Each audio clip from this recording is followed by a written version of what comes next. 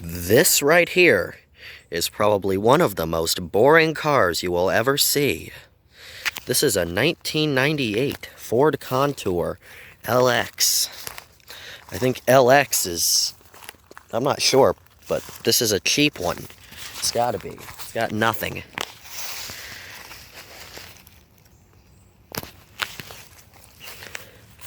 However, even though this is a very boring car, this is quite a hard to find car. You don't see too many Contours anymore. They never really were extremely popular, and it seems that Cash for Clunkers has killed off all of the small cars like this from the 90s. And this is already an endangered car because this uses Ford's CD4E automatic transmission. And they use that transmission in a bunch of things, including the Escape, and it was not very good. In fact, it was quite bad. This particular example has a, what is this, like a dent or something on the hood. I don't understand how this would happen without breaking this grille, but maybe the grille has been replaced. This is an extremely heavy hood. I mean, that's something else right there. I mean, that's thick. I don't know. Here we have Ford's ztec engine. This is a 2.5 liter 4-cylinder. These are actually quite good engines. This is a this is some sort of tube. Actually, I think that's the transmission vent tube or something. We'll just put that back there. We didn't see that. This car does use R134A, and the air conditioning is functional. This is the base version. Well, it's an LX, I don't know, but it's got nothing. It's got manual wind down windows, which is quite neat. And there's a tube right here. It goes in here, and actually air blows out of here and goes here, and these are your window defrosters. This particular car is in very good condition for a cheap car of its age, with only minor blemishes. Even the headliner stayed up. This particular one has 85,000 miles on it, and those are original miles.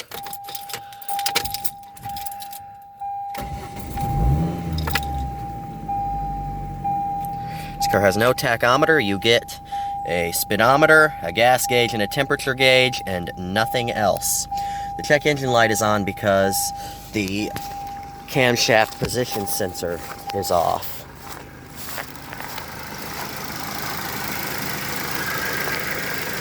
You can hear the ztec, whatever the hell this thing is.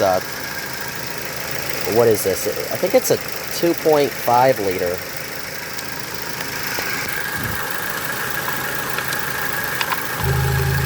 You can see very good. There's hardly any blow-by. In fact, I don't think there is any at all. And these are actually quite long-lasting engines, as long as you keep the timing belt changed. The timing belt is under this cover, and it's quite easy to replace, actually. Well, I don't know, is it? Yeah. And these things, you have to replace the timing belt about every 50,000 miles.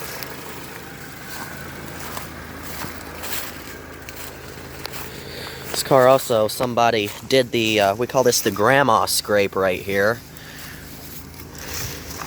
That's the grandma scrape. One thing I do find interesting about this car is, not interesting, but kind of flimsy.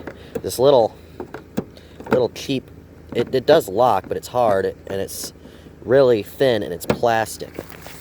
Other than that, course all the doors are going to be locked. Other than that, it does appear to be quite sturdy with a metal bumper. This is a 98, so this is the facelifted version of the Contour. I will add some pictures of the non-facelifted version, the older version, on the end of this video, but I do quite prefer this style to that.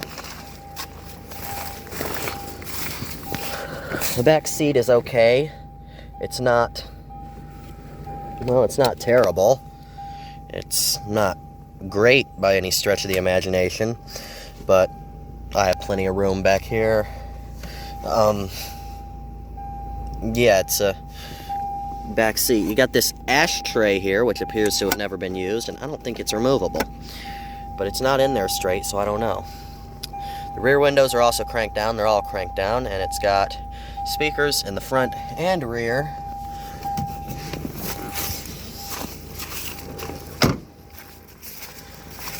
Let's see, I haven't opened the trunk. Is it going to be full of crap? Yes, it is. We got our transmission fluid here. That's good, because this car has a slight major transmission leak. It pumps the fluid right out of the transmission cooler lines.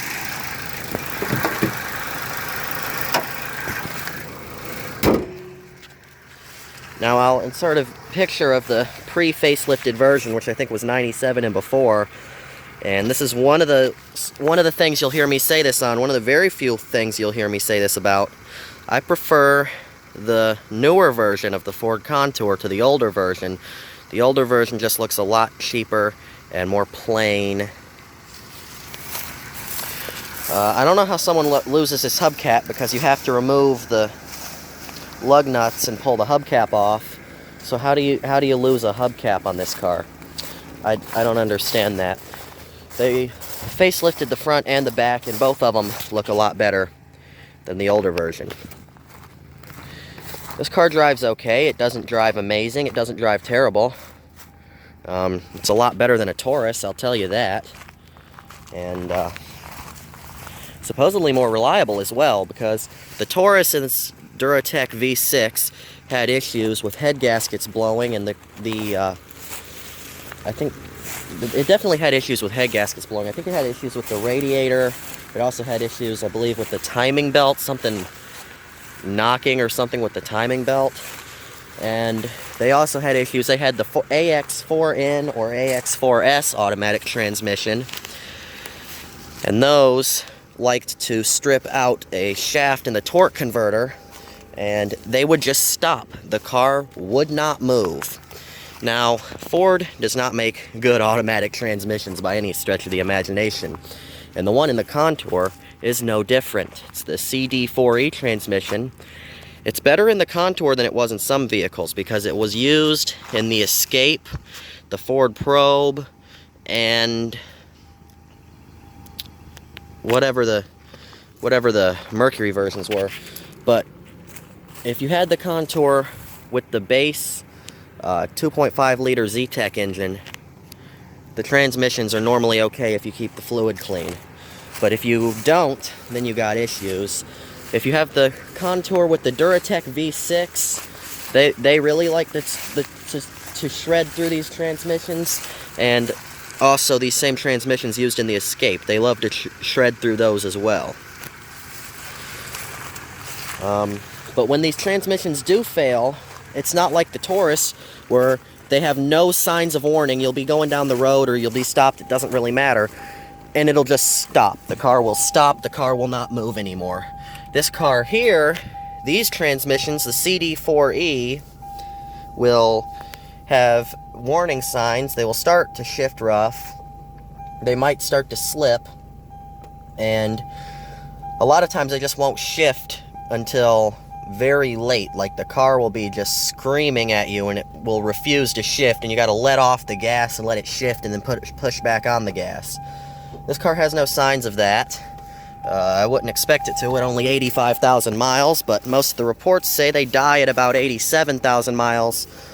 Well, it seems like about 50% of them say they die at 87,000 miles, and the other 50% of them say that it lasts forever. I mean, not forever, but for a long time. Like, some people get 180-some thousand miles out of these, and hopefully this one's one of those. It doesn't seem to have any signs of failure besides for that slight extreme transmission fluid leak, which we will get fixed. Also, I don't know when the last time the timing belt was changed on this car was, so that should be done. And, yeah. So, it's a car, it goes. It's not terrible looking, it's not great looking. It's a car. It drives okay. This really is not the car you want. This is the car you can afford.